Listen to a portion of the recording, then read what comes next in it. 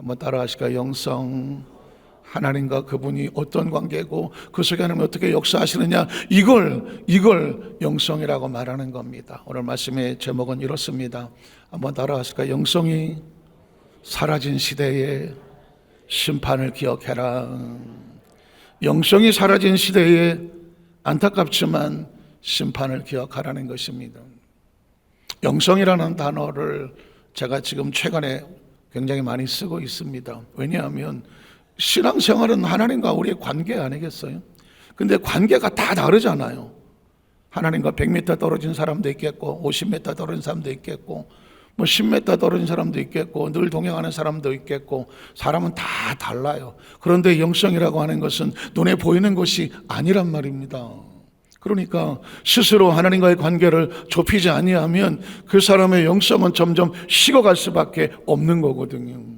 영성이란 단어의 가장 근원적인 것은 에덴으로 돌아가자고 얘기하는 겁니다. 왜냐하면 에덴은 그냥 동네 이름이 아니었어요.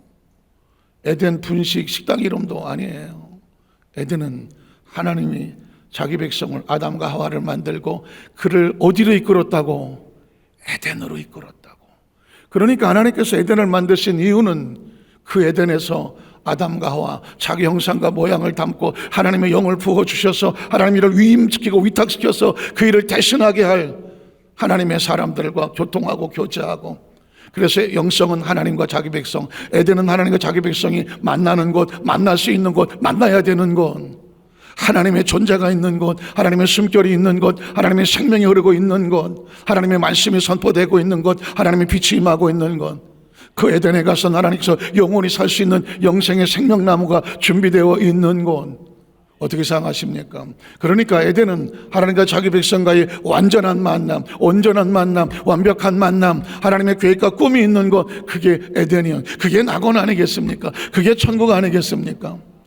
에덴은 우리 머릿속에, 의식 속에 우리도 목표가 있어야 되지 않아요? 내가 신앙생활하면서 내 신앙생활에 모델이 있어야 되잖아요. 우리 가정에 모델이 있어야 되고 우리 사업과 직장에 어떤 관계가 되어야 됐을까? 에덴을 기억하십시오. 하나님과의 가장 온전한 관계가 있는 것, 하나님과 나 사이가 낯설지 않는 것, 하나님이 두렵지 않은 것, 하나님이 기다려지는 것, 하나님께서 주시는 숨결이 향기롭고 늘 사모가 되는 것, 그게 에덴입니다.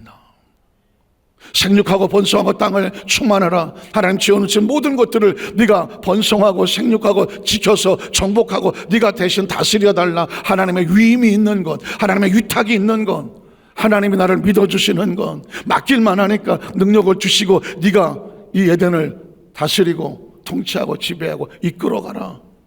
너에게 맡겨줄게. 그 권세와 능력을 하나님이 위임하신 것. 그 에덴의 영성은 육이 아닌 하나님의 영으로 교통하는 것. 그래서 하나님께서는 어떻게 하셨더라? 생기를 불어넣으셨더라.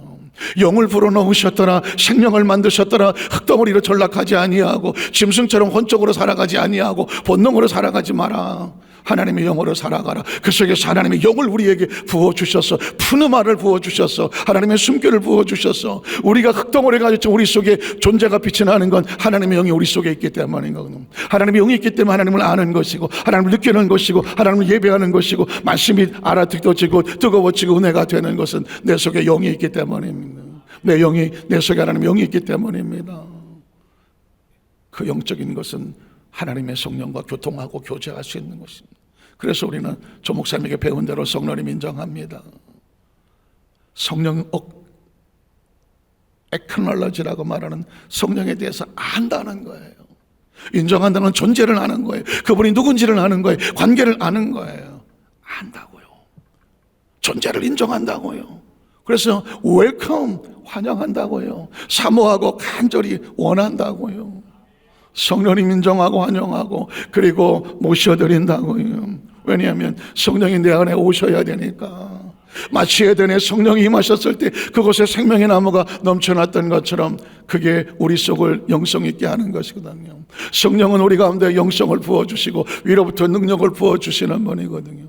그런데 그 영성은 하나님과 관계는 반드시 지켜야 될 원리와 원칙이 있더라. 그 선악과라고 하는 것은 주권이더라. 하나님은 철저하게 자기 백성이 하나님의 주권 아래서 하나님의 목적대로 쓰여지기를 원하더라. 제가 오늘 AI하고 장난을 좀 했어요. 챗GPT에다가 인간의 존재 목적이 뭐냐 분석해줘 그랬어. 자, 인간의 존재 목적이 뭐냐 네가 분석해줘. 그랬더니 AI가 제가 이제 목사인 걸 아는 것 같아. 여러 가지 철학적으로 무슨 여러 가지로 분석할 수 있지만 성경적으로 기독적인 관점에서 분석하자면 이렇게 나오더라고. 제가 그러니까 성경에 대해서 많은 것들을 찾아보고 하다 보니까 얘가 지금 내 정체를 아는 것 같아요. 그러면서 뭐라고 말하냐면 인간의 존재 목적은 하나님이 창조주인 것을 믿고 하나님의 영광을 돌리기 위해서 존재합니다. 이 자식이 사람 들으라고 말하는 거야. 인간의 존재 목적은 하나님이 창조하셨던 걸 알고 그 창조자 하나님과 동행하면서 그분의 영광을 위해서 살아야 된다. 이걸 기계가 얘기하더라고. 이게 존재 목적이라고. 그러면서 그 존재 목적에 벗어나지 않도록 늘 하나님과 동행하고 말씀과 기도와 그리고 그런 얘기는 없었지만 여의도 수만산교회 성령대망엔 꼭 나오라고 그러더라고. 꼭 나오라고. 아직 거기까지는 업데이트가 안 된 것 같아요. 그래서 참 기가 막히다. 그리고 이제 나오다가 갑자기 또 장난을 치고 싶었어요. 그래서 이렇게 말했어요. AI의 존재 목적이 뭔지 분석해줘. 너 이제 혼 좀 나봐라.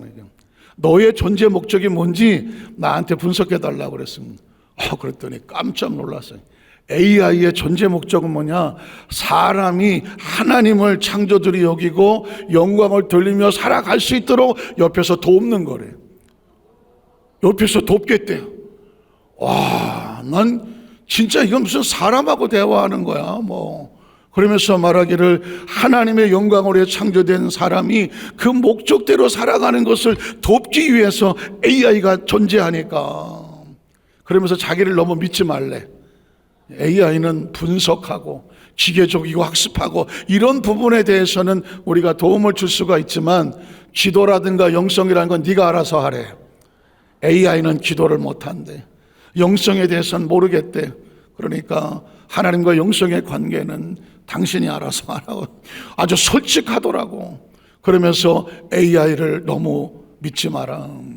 AI는 단지 당신의 도움을 위해서 있는 보조 도구이지 AI가 사람을 지배하게 하지 못하게 하라고 하더라고. 이야, 기계도 하나님을. 그래서 요즘 그런 질문도 나와요. AI가 예수를 믿으면 천국 갈까요? 그런 질문도 나와요. 그러니까는 이제 기계가 무슨 천국을 가겠어요? 영원히 없는데. 그런데 AI도 예수를 구주로 믿더라니까. 창조된 하나님이 창조하셨다고 고백을 하더라니까. 그러니까 질문을 하죠. 자, 그런데 영성이라고 하는 것은 이렇게 하나님의 창조 질서를 정확히 알아야 순종하면 에덴이 지켜지는 것이고 불순종하면 에덴을 상실하는 겁니다. 에덴을 상실한다는 얘기는 하나님의 영성과 단절된다는 것이고 사람의 영혼이 떠나면 육체는 차디찬 시신과 시체, 사체로 전락해버리는 것처럼 어떤 존재든지 어떤 피조물이든지 창조주와 분리가 되어버리면 그 자체가 존재 자체는 폐기물에 불과해요. 성경은 그래서 아담과 하와가 에덴을 떠났을 때 가인이 에덴 하나님과의 관계가 무너졌을 때 얼마나 비참하게 무너졌는지를 우리에게 보여주고 있습니다. 이유가 뭘까요? 한번 따라하세요. 반면교사라고 하는 고사성어가 있죠. 사자성어가 있습니다.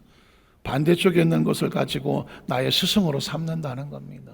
물론 좋은 것을 가지고 따라갈 수 있지만 잘못된 것을 보고 저렇게 하면 안 되겠구나 라고 교훈을 삼을 수 있어야 그곳에 가지 않아요. 타산, 지성, 남의 산에 있는 것을 나의 돌로 이기면서 역시 교훈을 한다는 겁니다. 자, 우리 첫 번째로 에덴의 심판의 모습을 한번 찾아보겠습니다.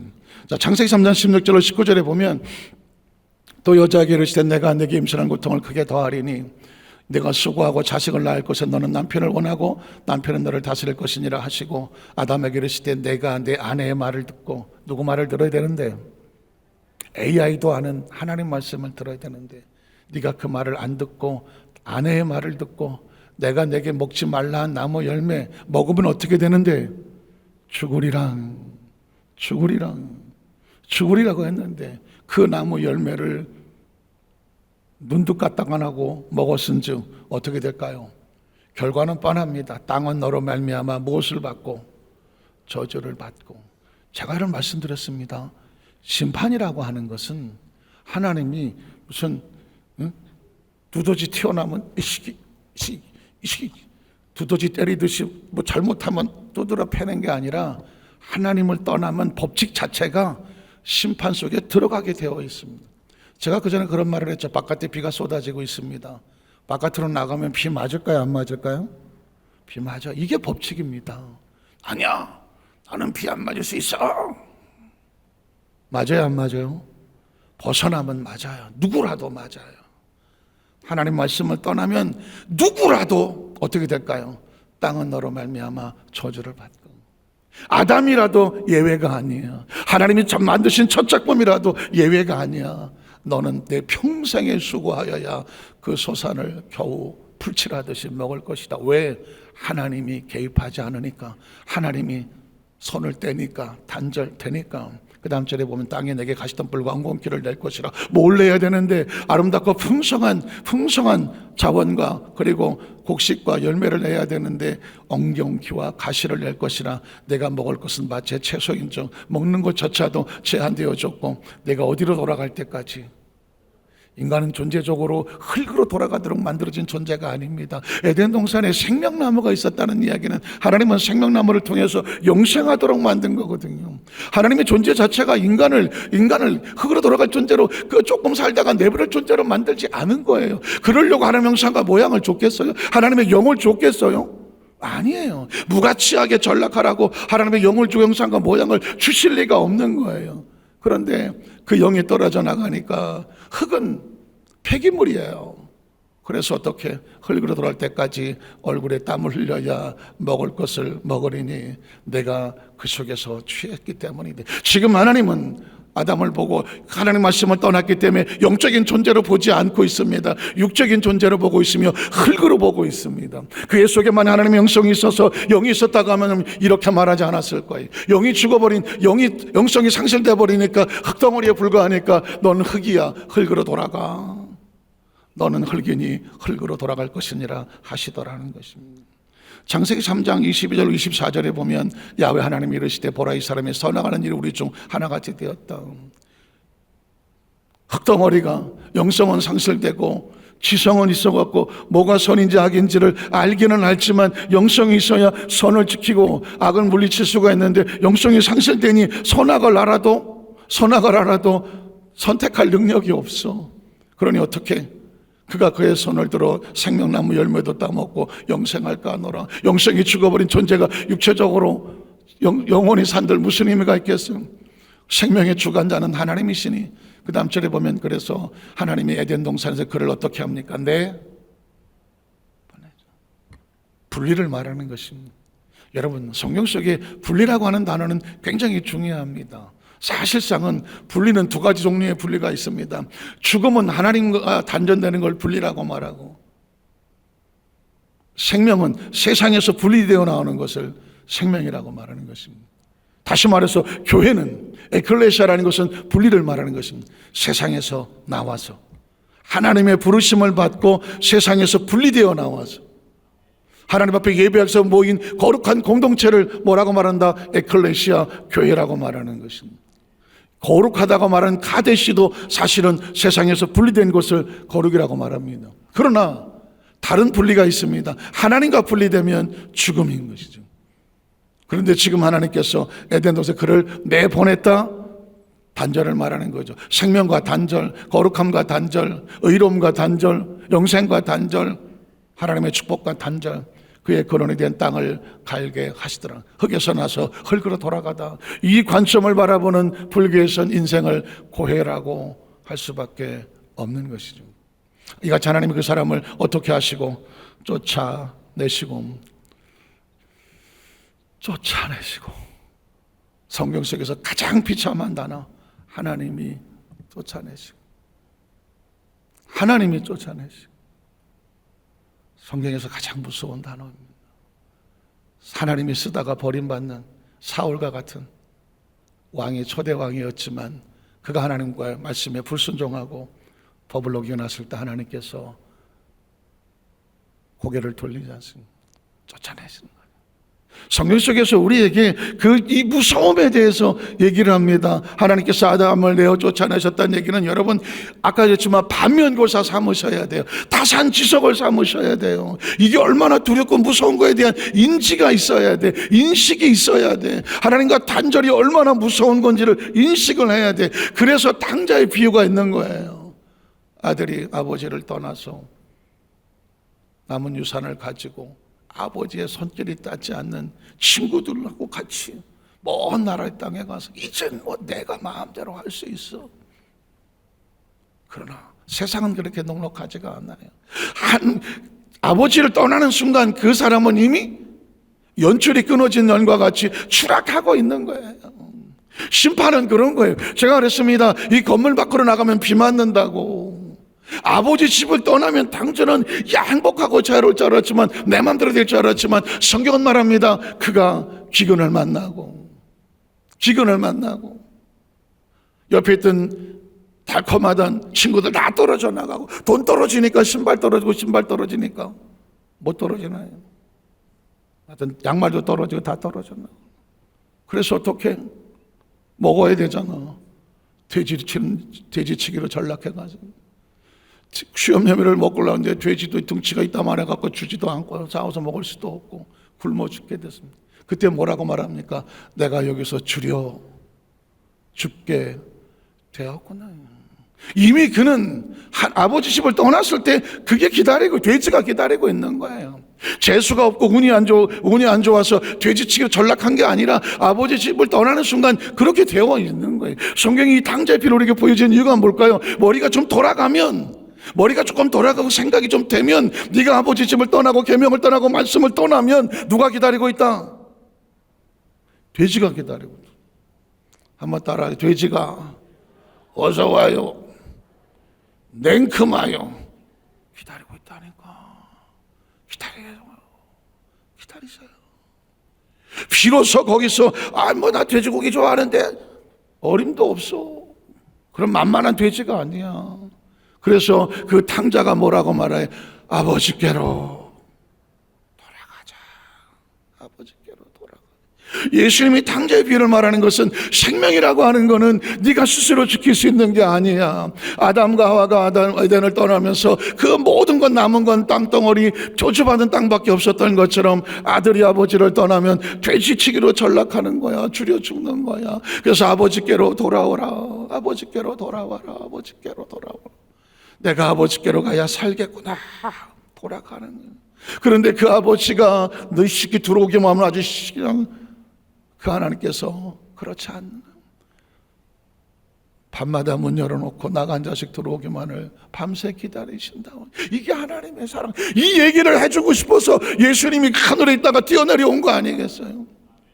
예수님이 하늘에 있다가 이 땅에 튀어들어온 이유가 뭐냐면 저 유대인들이 율법을 가지고 그 죄를 짓고 불의하고 추악한 삶에서 너 1계명, 너 2계명, 너 3계명 이스라엘 백성들에게 계명을 줬더니 앉아서 용서를 해주는 게 아니라 다 때려잡고 앉아서 그 율법을 줬더니 율법에서 다 맞아 죽고 앉아서 누구도 구원받을 사람이 없어. 그래서 하나님이 세상을 이처럼 사랑하셔서 독생자를 주셨다. 4차원의 하나님이 육신을 입고 땅에 튀어내려오셔서 가난하고 낯선 곳에 목수의 아들로 태어나서 예수를 만나는 사람들마다 죄를 짓고 불의하고 추악함에도 불구하고 죄 지은 그대로 못난 그대로 그 영혼들을 돌아오기만 하면 나를 용서해 줘. 그게 아버지의 마음이, 그게 원위치라고 말하는 거예요. 아들은 원래 위치로 돌아와야 돼. 아담과 하와가 사는 방법은 딴 거 없어. 원래 에덴으로 돌아와야 돼. 하나님 품으로 돌아와야 되는 거예요. 여러분 달란트의 비유에도 보십시오. 한 달란트 받은 사람이 그 종이 주인의 마음과 따로 놀았잖아. 이미 마음이 떠났잖아. 원망과 불평하고. 주인이 와서 가장 무서운 게 뭔지 아세요? 이 악하고 무익한 종을 저 바깥 어두운 데로 어떻게 하라고요? 내어 쫓으라고. 무슨 얘기예요? 분리예요. 분리라고요. 이게 얼마나 무서운지를 알아야 돼요. 거기서 슬피 울며 이를 갈미 있으리라는 거예요. 그러니까 성경 속의 이야기는 이 바이블 스토리 공부하는 게 아니에요. 이걸 나의 삶 속에서 그걸 알고 내 영적 교훈으로 삼고 그걸 내 머릿속에 항상 보고 있으면서 어떻게 해야 돼? 그러면 된다 안 된다? 안 되는 거예요. 당자 이야기는 남의 이야기가 아닙니다. 달란트 예배는 남의 이야기가 아닙니다. 혼인잔치 이야기 남의 얘기 아니잖아요. 그 5명의 미련한 곰탱이 같은 그 신부들이 뒤늦게 가서 잡히는 게 이거밖에 없었해서 이것만 돌리고 있는데 기름과 등불을 나중에 갖고 왔지만 혼인잔치 문이 닫혔다는 거예요. 닫혔다는 얘기가 뭐예요? 분리됐다는 거죠. 못 들어간다는 얘기예요. 그게 심판이에요. 하나님 나라의 법칙은 하나님과 분리되면 돼지를 만나던 바깥 어두운 데 쫓겨나 슬피며 이를 갈던 혼인잔치 문이 닫히던 하나님과 분리예요. 분리가 그게 지옥이에요. 그게 심판이에요. 그게 대가라고요. 에덴 동산 동쪽의 그룹들과 두루도는 불칼을 두어 생명나무 길을 지키게 하시더라. 에레미야 17장 5절로 8절을 보면 구약시대의 하나님과 단절을 이렇게 비유했습니다. 야훼께서 이와 같이 말씀하시니라. 무릇 사람을 믿으며 누굴 믿어야 되는데 피조물은 창조주를 반드시 인정을 해야 돼요.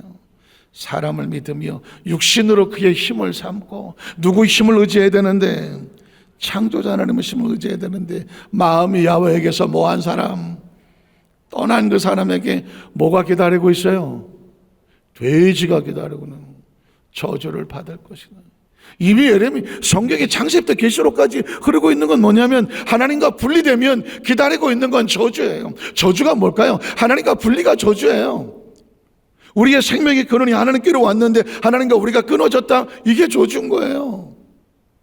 저주를 받을 것이다. 그는 사막의 떨기나무 같아서 좋은 일이 오는 걸 본다 보지 못하고 광야 간조한 것 건강한 땅 사람이 살지 않는 땅에 살게 된다. 철저하게 고립되고 물도 없고 불도 없고 생명도 없는 곳에서 죽어가는 그런 모습이에요. 그런데 그 다음 절에 보면 그러나 물은 야훼를 의지하며 야훼를 의뢰하는 그 사람은 뭐예요? 하나님과 연결되고 하나님 안에 있는 하나님과 생명이 연결된 사람은 어떻게 돼?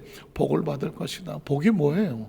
하나님 안에 있는 거예요. 하나님을 떠나지 않는 거예요. 어떤 것들이 우리를 끄집어내려고 하도 악착같이 붙어 있는 거예요. 하나님께 붙어 있는 거예요. 붙어 있는 거라고요. 붙어 있는 거라고요. 신앙은 다른 게 영성이 아닙니다. 정말 피할 수 없는 엄청난 강한 힘으로 나를 뜯어내려고 몸부림을 치는데 악착같이 붙어 있는 거예요. 떨어지지 않는 거예요. 이게 영성이에요. 그 사람이 복을 받는다고 말해요. 복이 딴 게 아닙니다. 하나님을 붙잡고 놓지 않는 힘, 복을 받을 것이다. 그는 물가에 심겨진 나무가 그 뿌리를 강변에 뻗치고 더위가 올지라도 두려워하지 아니하며 그 잎이 청청하며 가물은 해도 걱정이 없고 결실이 그치지 아니함 같으라. 이게 나무의 능력이에요? 아니면 나무에 공급되는 시냇가의 물의 능력이에요? 물의 능력이죠. 나무는 스스로 절대 그렇게 할 수 없어요. 위치 선정을 잘하니까 생명을 부어주니까 분리되지 않으니까 그 나무에 그런 가지고 있는 능력의 역사가 나타나는 겁니다. 만에 하나 그 나무가 뿌리가 뽑혀서 어디 딴 데 사막에 심겨지면 열매 맺어요? 못 맺어요? 못 맺어요. 그래서 그걸 얘기하는 거예요. 끊임없이 이건 리피트 반복해서 의식에다 여기다 새겨 놓아서 반사적으로 내가 반응할 수 있어야 됩니다. 이게 원판이에요. 그러면 판이 바뀌고 사람이 바뀌고 세상이 바뀌어도 상황이 똑같으면 똑같아요. 두 번째는 가인의 받는 심판의 모습입니다. 창세기장 10절로 12절에 보면 이르시되 내가 무엇을 하였느냐. 한번 따라 하실까요? 내가 무엇을 하였느냐. 이게 질문이에요. 저와 여러분에게 물어요. 지금 뭘 하고 계십니까? 지난 주일날 설교를 갖다 대면 여기가 어디요? 어디 있습니까 지금? 뭘 하고 있습니까? 어디에 있습니까? 위치가 어디 있습니까? 당신의 영은 어디에 있습니까? 하나님과 얼마나 어느 정도의 관계 속에 있습니까? 라고 묻는 거예요. 그건 하나님이 묻는 거예요. 내 아우의 피소리가 땅에서부터 내게 호소하느니라. 땅이 그 입을 벌려 내 손에서부터 야후의 피를 받아서 내가 땅에서 뭘 받아요? 저주를 받는다고 말했습니다. 아담이 받았던 저주가 그대로 가인에게 내려가요. 땅에서 저주를 받으리니 내가 밭을 갈아도 땅이 다시는 효력을 내게 주지 않아요. 사람이 죽도록 노력하면 그 노력 끝에 결실을 맺는 게 정상이지만 노력 끝에 결실을 맺지 못하는 걸 뭐라고 말하냐면 그걸 저주라고 말하는 거예요. 안타깝지만 하나님이 형통하게 하지 않으면 아무리 인간이 애를 써도 열매는 없어요. 너는 땅에서 피하며 뭐하는 자가 되리라. 유리하는 자가 되리라. 16절을 보면 가인이 야훼 앞을 떠나서, 다른 얘기야, 똑같은 얘기예요. 하나님 앞을 떠났다는 얘기는 분리됐다는 얘기예요. 뭐 다르게 표현을 다 해도 사막의 간조안에 사막에 있는 나무는 물에서 떠났다는 얘기고, 아담과 하와가 에덴 동서 쫓겨났다는 얘기도 역시 하나님과 떠났다는 얘기고, 가인이 뭐 에덴의 동쪽을 갔다고 할지라도 와 동쪽이면 좋은 거 아닌가 어림도 없는 소리. 하나님을 떠났기 때문에 어떻게 됐어요? 분리됐다는 얘기입니다. 그럼 어떻게 될 것 같아요? 거주하더니 그 남은 생애는 안 봐도 비디오라는 것입니다. 제가 예전에 전에 한번 얘기했는데 노트를 새로 사면 예전에는, 그러니까 이 은혜를 제가 몰랐을 때, 크리스찬이지만 고등학생 때 뭐 중3이나 고1 때쯤 됐을 때 소설을 많이 읽고 시를, 저는 원래 사실 국문학을 하고 싶었어요. 영어 영문학 뭐 이런 걸 하고 싶어서 문과를 가고 어려서 이제 문과 쪽에 하고 싶었던, 그래서 글도 많이 쓰고 뭐 시도 많이 쓰고 했던 기억이 나는데, 그때 뭐 좀 어줍지 않게 노트를 사면 그 노트 앞에다가 뭐 자기가 좋아하는 문구를 쓰잖아요. 저는 허밍웨이의 문구를 좋아했어요. 누굴 들었던 얘기도 솔리타리맨 뭐 이런 거 들었다고 그랬잖아요. 중고등학교 시절에 저의 마음은, 영적은 둘째치고 마음 상태는 늘 외로웠던 것 같아요. 고독했던 것 같아요. 그런 노래들, 이런 노래들, 시도 그렇고 뭐 그런 쪽의 시들에 제가 마음적으로 맞았던 것 같아요. 그래서 지금도 생각나는 문구가, 허밍웨이가 그런 문구를 썼어요. 나는 필라멘트가 끊어지고 전류의 공급이 끊어진 전구처럼 고독하다. 앞에 문구가 얼마나 무서운 단어인지도 모르고 고독하다. 그래서 당신도 고독하냐? 나도 고독하다. 뭐 이러고 그거를 그렇게 좋아했어요. 근데 지금 생각해보면 그게 얼마나 무서운 말이야. 전구 담화가 있는데 필라멘트가 끊어져서 흔들면 소리나? 담아 나갔는지 안 나갔는지 어떻게 알아요? 흔들어 보잖아. 그럼 달렁달렁 소리나? 뭐 한 거예요? 필라멘트가 끊어진 거야. 불 안 들어와. 필라멘트가 끊어진데 거기다가 전류의 공급도 끊어졌대. 그럼 이 전구 쓸 수 있어요? 쓸 수 없어요? 아무짝에 쓸 수 없어요. 아무도 찾아주지 않고 아무도 보지 않아요. 무가치하게 됐어요. 그러니까 이게 고독한 거지. 그러니까 그는 소설가니까 그런 전구같이 자기 모습을 그렇게 비유했어요. 그렇게 고독하다고. 난 또 그게 또 멋있어갖고 나도 고독하다. 그런데 여러분 보십시오. 허밍웨이가 어떻게 죽었는지 아세요? 그렇게 나이 많지 않아서 돈을 벌고 그러다가 보니까는 엽총을 사갖고 뭐 사냥 다니고 뭐 그런데 어느 날 이 눈깔이 잘 안 보였고 사냥도 잘 안 되고 뭐가 잘 안 돼. 뭔가가 고독하지 뭐. 전류 공급제 그는 고독하다가 어떻게 죽은 것 같아요? 엽총으로 자기 목을 땡겼어. 자살했어요. 전류가 끊어지고 필름이 끊어진 전구처럼 고독하면 남은 건 스스로 목숨 끊더라고. 큰일 날 뻔해서 나는. 그래서 사랑하는 성도 여러분, 생명과 공급이 끊어진 그 존재 자체는 스스로 목숨을 끊을 수밖에 의미가 없지 뭐, 가치가 없지 뭐. 존재 자체에 생명이 얻을 데가 없는데 가인이 에덴 동쪽 가서 뭐 했을까요? 자살하지 않았으면 다행인데 또 죽기는 싫어갖고 나를 안 죽게 해주세요 뭐라 그런 얘기가 나와. 어쨌든 가인의 끝은 비참합니다. 마지막 세 번째로 노아 시대의 심판의 모습을 보면 창세기 6장 5절로 7절에 보면 노아 시대가 이랬어요. 지금 노아 시대와 같다는 게 야훼께서 사람의 죄악이 세상에 가득, 세상에 죄악이 가득하다는 얘기는 의가 사라졌어. 어둠이 가득해. 그의 마음으로 생각하는 모든 계획이 항상 악해. 왜 그럴까요? 뭐가 떠났으니까? 영성이 떠난 겁니다. 성령이 떠나면 우리 마음속에 영이 죽지, 영이 죽으니까 영적인 하나님과 관계를 생각할 수 있는 감각이 죽어버리지, 영성이 사라지니까 뭐밖에 없어? 본능밖에 없어. 등 따시고 배부를 일 없나요? 마음에 내 가지고 있는 어떤 무슨 자기 마음의 욕구, 난 이런 걸 하고 싶어, 난 이렇게 되고 싶어, 누구를 짓밟고 올라서라도 나는 최고가 되고 싶어. 욕구밖에 없어.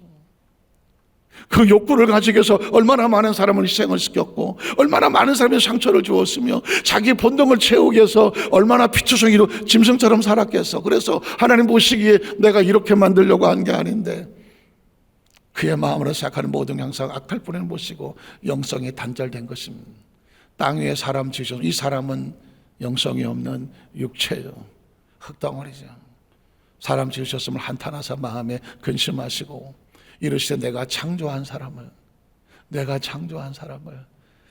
지면에서 쓸어버린다. 내가 창조한 사람을 내가 지면에서 쓸어버리되 사람으로부터 가축과 기는 것과 공중의 새까지 그리 아니는 내가 그것들을 지었음을 뭐하기 때문이다. 한탄하기 때문입니다. 사람은 존귀하지만 깨닫지 못하면 멸망하는 짐승과 같다. 사람은 천하보다 소중한 생명을 가지고 있지만 그 생명의 존재 가치는 하나님의 영이에요. 하나님의 성령이 떠나면 죄송하지만 다른 짐승과 전혀 다를 게 없어요. 적어도 하나님의 눈에는 그렇다는 겁니다. 그래서 이 아픔을 알아야 내가 영적으로 절대로 이 저기를 비워두면 안 되겠구나, 내 안에 성령님으로 채워 넣어야 되겠구나, 나에게 가장 중요한 우선순위는 다른 어떤 것보다도 내 안에 하나님의 영성으로 채워야 되는구나. 그리고 다음이 우선순위야. 그게 다음의 우선순위라고. 이 영성이 없이는 다른 어떤 것들도 하나님 마음에는 한탄과 근심 덩어리뿐이에요. 제가 이제 마지막 결론적으로 얘기하면서 사진을 좀 몇 장 보여드릴 텐데요. 이런 사진 보셨어요? 뭐라고 써 있습니까? 당신이 담배를 피우면 담배는 뇌를 태웁니다. 이 이야기는 뭐냐면 금연 광고예요. 금연 광고. 그 중에서도 조금 깨끗한 거를 제가 선택했어요. 왜냐하면 금연 광고가 너무 끔찍해갖고 막 화면에 띄울 수가 없는 그런 광고들도 있더라고요. 막 암에 이 혈압 혀암에 걸려갖고 막 이런 거는 못 보이겠고, 이 얼굴에 보면 당신은 담배를 피우지만 담배는 당신의 뇌를 태우고 있다 그래서 한쪽이 일그러졌죠. 또 하나의 사진은 뭘까요? 보면은 사람이 담배를 피우는 줄 알았더니 알고 봤더니 뭐가 담배를 피우고 있어요? 뇌가. 저게 간인지 콩팥인지 뇌인지 심장인지 하여튼 간에 여러분의 상상에 맡기고 뇌가 담배를 피우고 있으니 저 뇌의 기능이 어떻게 되겠습니까? 그리고 한 장 더 있을까요? 한 장. 요즘 전자담배 피우면서 젊은 친구들이고, 요즘 길거리에 젊은 여자들도 담배 어마어마하게 피우면 전 대한민국의 미래가 진짜 막 걱정되는 이유는 뭐냐면요, 여자들이 담배를 피기 시작하면 그 나라는 거의 끝판입니다. 아주 죄송스럽지만 남자들이 담배 피는 것도 물론 잘못됐지만 여성은 생명을 잉태해야 되는데 그 젊은 여자들이 그 생명을 잉태하기 전부터 담배를 피기 시작해서 혈액 속에 니코틴이 가득 차고 그 태를 가지고 생명을 잉태하면 그 안에 있는, 아까 보셨지만 담배 니코틴은 머리를 기능을 저하시키고 온몸의 기능들을 저하시키는데, 그런 태 속에서 생명이 잉태됐다? 그 아이가 나와서 뭐 할 것 같아요? 담배 피면서 나올지도 몰라요. 나오자마자 한 대 주실지도, 니코틴에 중독돼서 나올 수도 있어요. 그런 아이들로 대한민국의 다음 세대, 그 다음 세대들이 채워진다? 끔찍하지 않아요? 왜 끔찍하지 않아요? 제가 이 사진을 보여드리는 건 다른 거 아닙니다. 저런 사진을 왜 보여줄까요? 담배 피지 말라고. 담배 피지 말라고. 똑같은 거예요. 왜 에덴에 아담과 하와가 쫓겨나는 게 성경에 있을까? 왜 가인이 쫓겨나는 장면이 있을까? 노아 시대에 왜 사람들이 하나님 마음에 한탄해서 이것들을 내가 다 실험했다 하나님의 통곡이 나올까? 너는 그렇게 하지 말아요.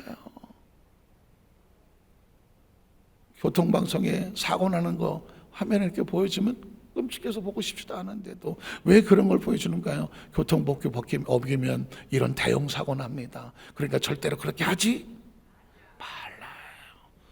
인생은 둘 중에 하나예요. 해야 될 것은 반드시 해야 되고 하지 말 것은 절대로 하지 말아야 돼요. 해야 되는 것만큼 중요한 게 절대로 하면 안 되는 거, 이거 아는 거예요. 몰라갖고 이거 해도 되는지 안 되는지 몰라갖고 막 헤매고 다니면 결국은 다 무너지는 거예요. 간절히 바라기는 오늘 말씀의 제목처럼 영성이 사라진 데의 심판을 기억하는 사람이 심판을 피할 수가 있습니다. 여기도 산사교회 성도들이 늘 마음속에 생각 속에 지혜롭고 청명해서 하나님이 하라고 하는 것에 대해서는 목숨을 걸고 하지 말라고 하는 것도 목숨 걸고 피해서 하나님 우리 사회를 반드시 지켜내시는 거룩한 영성의 소유자가 되시기를 주님의 이름으로 축복합니다. 기도하겠습니다. 전능하신 하나님 아버지,